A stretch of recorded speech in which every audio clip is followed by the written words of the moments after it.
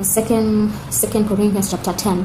Now I, Paul, myself entreat you by the humility and gentleness of Christ, I who in your presence am lowly among you, but being absent am bold toward you. Yes, I beg you that I may not, when present, show courage with the confidence with which I intend to be bold against some who consider us to be walking according to the flesh. For though we walk in the flesh, we don't wage war according to the flesh. For the weapons of our warfare are not of the flesh, but mighty before God to the throwing down of strongholds, throwing down imaginations and every high thing that is exalted against the knowledge of God, and bringing every thought into captivity to the obedience of Christ, and being in readiness to avenge all disobedience when your obedience is made full.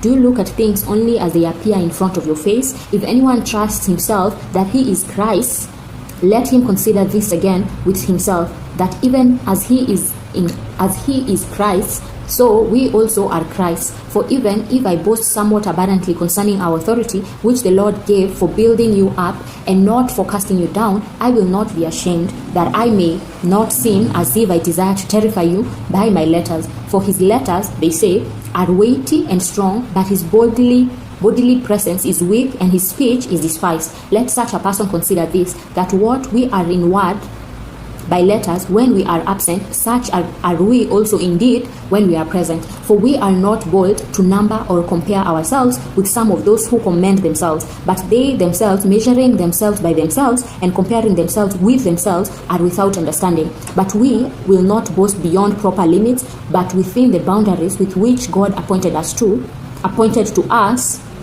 which reach even to you. Verse 14. For we don't stretch ourselves too much as though we don't reach to you. For we came even as far as to you with the good news of Christ, not boasting beyond proper limits in other men's labors, but having hope that as your faith grows, we will be abundantly enlarged by you in our sphere of influence, so as to preach the good news even to the parts beyond you, not to boast in what someone else has already done, but he who boasts, let him boast in the Lord. For it isn't he who commends himself who is approved, but whom the Lord commends. Amen.